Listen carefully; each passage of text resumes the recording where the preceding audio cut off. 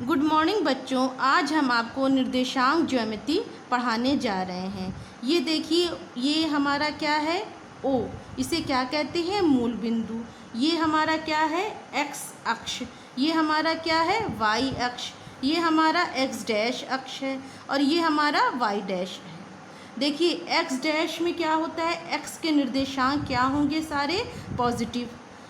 Y अक्ष में Y के निर्देशांक कैसे होंगे, पॉजिटिव। एक्स डैश में एक्स के निर्देशांक कैसे होंगे, निगेटिव। वाई डैश में वाई के निर्देशांक कैसे होंगे, निगेटिव। तो देखिए, एक्स अक्ष के निर्देशांक को क्या कहेंगे, एक्स के जो निर्देशांक हैं उसको हम कहते हैं भुज, और वाई के निर्देशांक को हम क्या कहते हैं, कोटि। देखिए, ये हमारा क्या है, प्रथम चतुर्थांश है। ये हमारा कैसा चतुर्थांश है, द्वितीय चतुर्थांश है। ये हमारा कैसा चतुर्थांश है, तृतीय। ये हमारा कैसा चतुर्थांश है, चौथा चतुर्थांश। अब देखिए, इसको हम समझाते हैं, बहुत अच्छी तरीके से समझिएगा, इसमें आपको कुछ याद नहीं करना पड़ेगा। देखिए, यहाँ पर एक्स के जो ये एक्स अक्ष के एक्स के जितने निर्देशांक होंगे यहाँ पर सारे क्या होंगे, पॉजिटिव होंगे। यहाँ पर वाई के निर्देशांक कैसे होंगे, सारे पॉजिटिव। तो यहाँ पर प्रथम चतुर्थांश में हमारे भुज और कोटि दोनों कैसे हो जाएंगे, पॉजिटिव। मतलब एक्स के निर्देशांक भी पॉजिटिव होंगे और वाई के निर्देशांक भी पॉजिटिव होंगे। द्वितीय चतुर्थांश में देखिए, हमारे एक्स के निर्देशांक एक्स डैश है, तो एक्स डैश के निर्देशांक हमारे कैसे होंगे, निगेटिव। और यहाँ पर क्या है, वाई के निर्देशांक कैसे होंगे, पॉजिटिव। तो एक्स के निर्देशांक हमारे कैसे हो गए, निगेटिव, और वाई के निर्देशांक हमारे कैसे हो गए, पॉजिटिव। तो सेकेंड चतुर्थांश में हमारा क्या हो गया, भुज हमारी निगेटिव हो गई और कोटि हमारी कैसी हो गई, पॉजिटिव। तृतीय चतुर्थांश में देखिए, एक्स डैश, तो एक्स के सारे निर्देशांक हमारे कैसे हो जाएंगे, निगेटिव। और वाई डैश है, तो वाई के निर्देशांक हमारे कैसे हो जाएंगे, निगेटिव। तो हमारी भुज भी निगेटिव हो जाएगी और कोटि भी हमारी कैसी हो जाएगी, निगेटिव।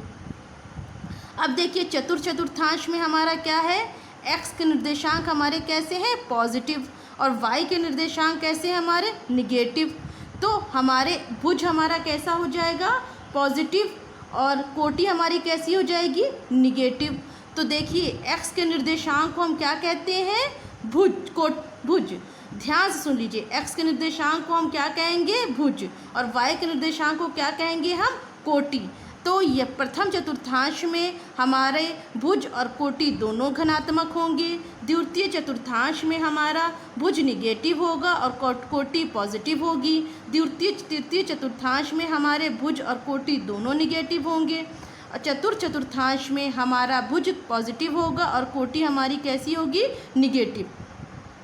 इसको इस तरह से भी समझ सकते हैं कि यहाँ पर ये पहला वाला एक्स का निर्देशांक होता है, दूसरा वाला क्या होता है, वाई का निर्देशांक।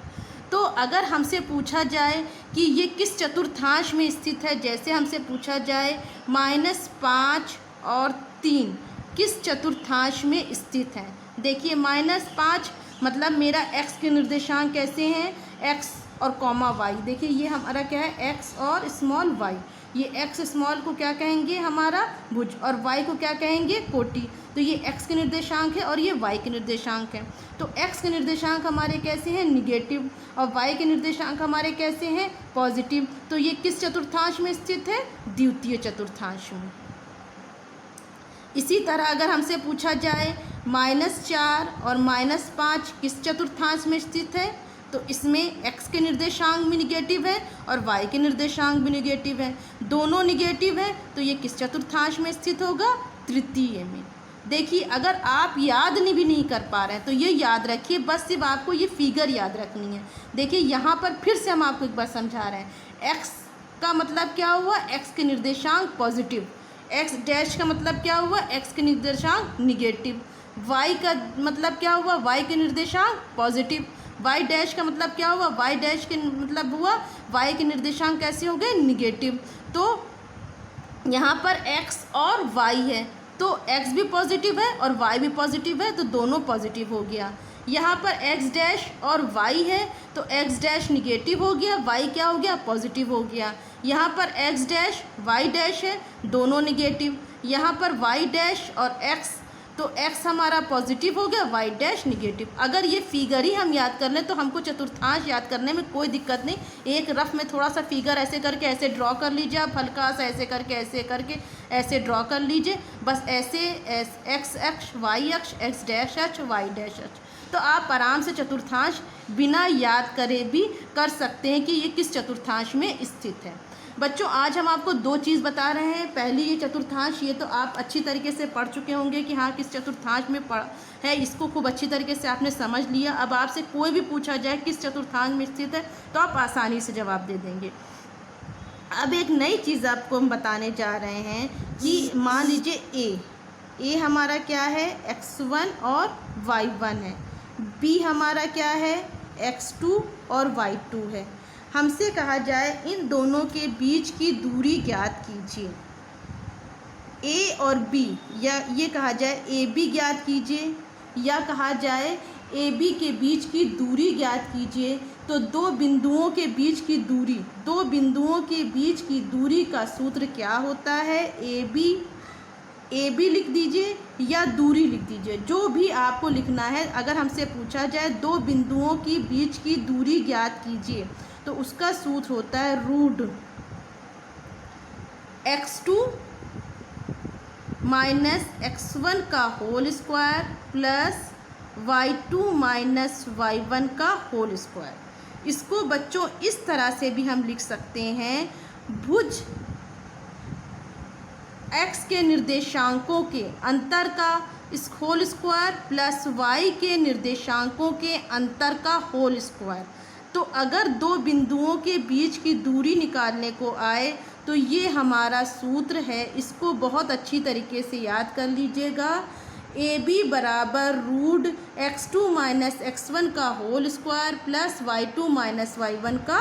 जो क्वेश्चन हमारा है बिंदुओं -3,2 तथा 4,5 के बीच की दूरी ज्ञात कीजिए। तो देखिए सबसे पहले हमारा जो सूत्र है उससे हम कंपेयर करेंगे। यहाँ पर हम क्या लिख लेंगे, देखिए अगर सूत्र से कंपेयर कर देंगे तो आपको क्वेश्चन करने में बहुत आसानी हो जाएगी। देखिए यहाँ पर x1, देखिए पहला वाला ये हमारा क्या होता है, x1 है, तो x1 बराबर कितना हो जाएगा -3, और y1 बराबर कितना है 2, और x2 बराबर हमारा कितना दे दिया गया है 4, और y2 बराबर हमारा कितना दे दिया गया है 5। तो दो बिंदुओं के बीच की दूरी का सूत्र क्या हो जाएगा, दूरी बराबर रूट, सूत्र पहले आप ऐसे करके लिख दीजिएगा ताकि आपको पता चले कि सूत्र का आपको फार्मूला आता है। फार्मूला ज़रूर एग्ज़ाम में लिखिएगा। अगर मान लीजिए कैलकुलेशन में आपकी कोई भी गड़बड़ हो जाएगी तो आपको एग्ज़ामिनर सूत्र से ही नंबर दे देगा, क्योंकि आप स्टेप मार्किंग में आपको सूत्र से नंबर मिल जाएगा। और क्वेश्चन इस तरह से अटैम्प्ट कीजिएगा ताकि एग्ज़ामिनर को पता चल जाए कि आपको सब कुछ पता है। दूरी लिख दीजिए, या तो दूरी लिख दीजिए या तो लिख दीजिए ए बी लिख दीजिए। अगर दो बिंदु आपको दिया है या दूरी, जो भी आपको लिखना हो वो लिख दीजिए कि हम दो बिंदु लिख दें या दूरी, जो भी हमको कन्वीनियंट हो हम वो लिख सकते हैं। तो हम दूरी लिख दें या ए बी लिख दें, दोनों ही बात बराबर है। तो सूत्र हमारा क्या है, x2 माइनस x1 का whole square plus y2 minus y1 का होल स्क्वायर। और कई जगह पर बुक में डी भी दिया है, तो हम आपको बता दे रहे हैं ए बी लिख दें, दूरी लिख दें, डी लिख दें, सब के लिए बात बराबर है। जो भी आपको लिखना लिख दीजिए, सूत्र हमारा यही रहेगा। जो भी आपको जिस भी बुक में जैसे दिया होगा, आप ये ना कंफ्यूज जाएगी कि हमारे बुक में तो डी दिया है, मैम ने हमको वो बता दिया, ए बी बता दिया है। ए बी लिखें, डी लिखें, दूरी लिखें, जो भी लिखना हो लिख दें। ये दो बिंदुओं के बीच की दूरी का सूत्र है। तो ए बी बराबर हमारा क्या हो जाएगा, रूट, अब हम मान रख देंगे, x2 हमारा क्या है 4, x1 हमारा कितना है -3, तो ये हो जाएगा इसको होल स्क्वायर, प्लस y2 हमारा कितना दिया है बच्चों 5, और y1 हमारा कितना दिया है 2 का होल स्क्वायर।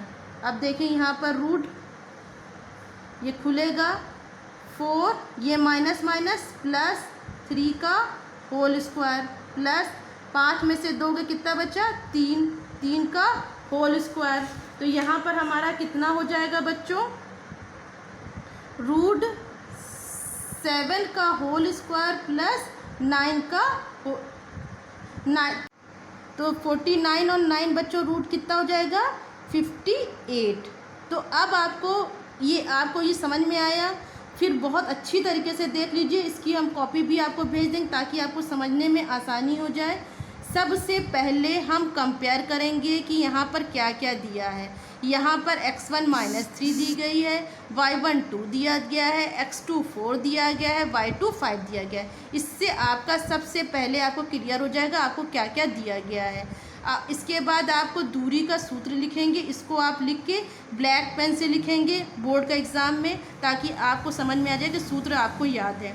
फिर ए बी बराबर सबका मान रख देंगे और रूट निकाल देंगे। यहाँ तक आप निकाल देंगे तो भी आंसर सही है, अगर किसी को स्क्वायर रूट निकालना आगे तो भी सही है। बस यहाँ तक अगर आपने आंसर निकाल दिया तो आपका सही है। इसी टाइप के हम कुछ प्रश्न आपको हम भेजेंगे, उसको आप सॉल्व करिएगा। और इसी तरह से कि आपका 2 होमवर्क रहेगा इस बार, कि आपको जो भी बुक में जितने भी क्वेश्चन दिए हैं कि किस निर्देशांक में स्थित है वो वाला क्वेश्चन करना है, और 2 बिंदुओं के बीच की दूरी वाला जितने भी क्वेश्चन दिए हैं बुक में आपके, वो दोनों क्वेश्चन दोनों तरह के आप हमें करके दिखाइएगा, ताकि एक ही तरह के क्वेश्चन आपके पास कलेक्ट हो जाए। और किसी को कोई भी दिक्कत होगी वो आप हमसे पूछ लीजिएगा।